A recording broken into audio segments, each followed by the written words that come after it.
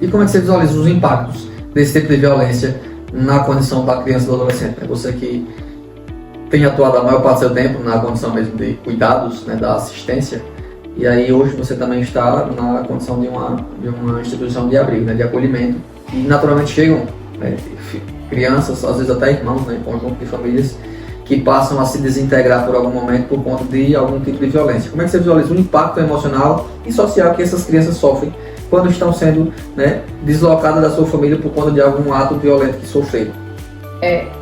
Essa questão da violência sexual, a gente ainda é a configuração, né, do que é violência sexual. Acaba que muitas crianças que sofrem o abuso sexual, não através da questão da penetração, né, mas através do toque, né, da carícia, ela não identifica aquilo como uma violência sexual. Então, se ela é retirada do seio familiar, ela ainda não entende que de fato ela sofreu um abuso, que ela sofreu uma violência sexual. Então, é um impacto muito grande, porque você vai ter que explicar o que de fato aconteceu com aquela criança, né?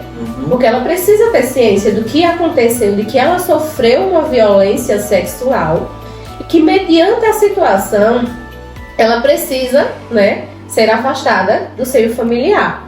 Porque acontece, são N situações, né, que levam a criança a um abrigo, a um acolhimento, a ser afastada, né, da convivência familiar. Porque às vezes o abuso acontece, às vezes não. Uma grande parte do abuso sexual, ela acontece no seio familiar. São pessoas que fazem parte da rotina, né, do cotidiano da criança e do adolescente. Não é um estranho. São pessoas da qual ela já tem um carinho, já tem um apreço, já tem uma convivência. Então, por isso que fica até mais difícil de identificar a situação do abuso. Porque essa criança faz parte do seio, né, da convivência dessa criança. E quando é identificado, eles avaliam a questão dali. A mãe sabia? A mãe não sabia? A mãe tinha ciência? A mãe não tinha ciência?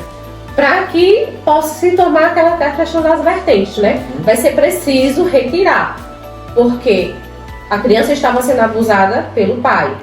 A mãe tinha ciência e mesmo com medo, né, diante daquela situação, permitiu que aquilo acontecesse. Então ela vai ser preciso, né, se afastar do convívio familiar, do agressor, né, e da sua genitora, e sem ter ciência do que de fato aconteceu. Porque ela não tem ciência de que aquilo era um abuso sexual.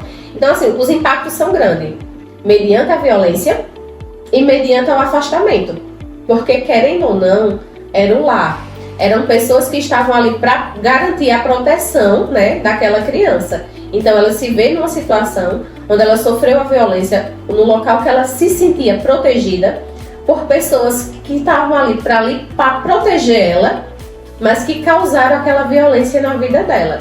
Então, os impactos, né, são enormes. A gente vê as crianças, elas com crise, né, de agressividade, depressão, ansiedade, eles não conseguem socializar, tem essa dificuldade, né, de se socializar com outras crianças, com adultos, porque também gera aquele medo. Mediante a isso, elas acham que qualquer outra pessoa que faça se aproximar delas vai cometer alguma violência contra ela, né? E é um trabalho, é um processo muito longo. A gente vê hoje em dia até adultos que foram abusados, mas o impacto foi tão grande que até hoje esses adultos sofrem, né? Sofrem questões psicológicas por conta dessa violência, por conta desse abuso.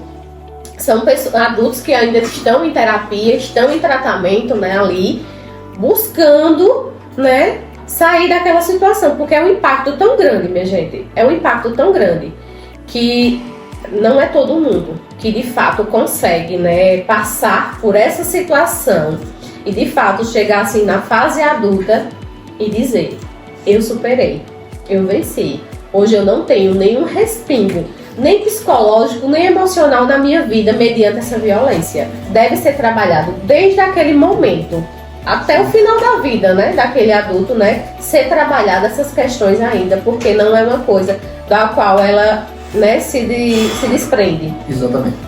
É comum que muitas pessoas, né, procurem os consultórios de psicologia tentando tratar uma ansiedade, por exemplo.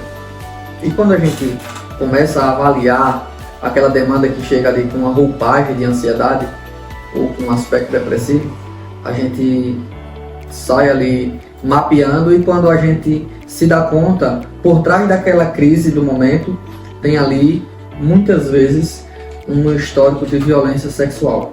Então toda essa complexidade emocional e psicológica que é compilado, acumulado ao longo da vida das pessoas, muitos deles estão lá na infância, quando essa pessoa de repente foi violentada de alguma forma, foi assediada de alguma forma.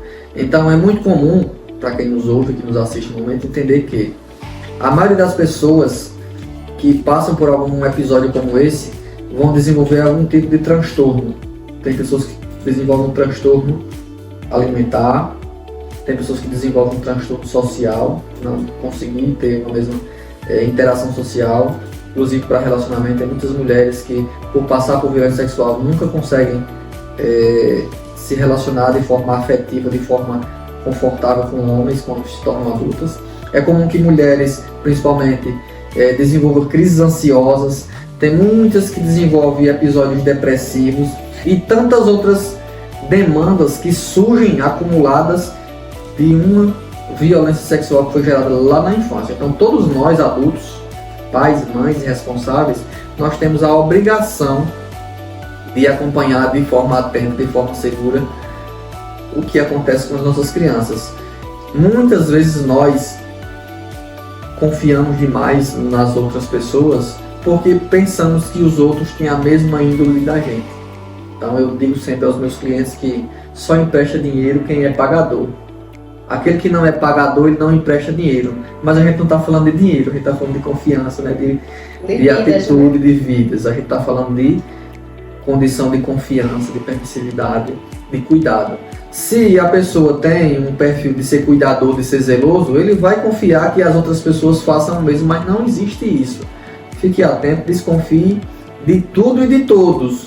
Confie com o olho aberto e com o pé atrás, como diz o sertanejo. Não dá para permitir que a sua criança, que o seu adolescente frequente todos os lugares sem a sua fiscalização. Não pode.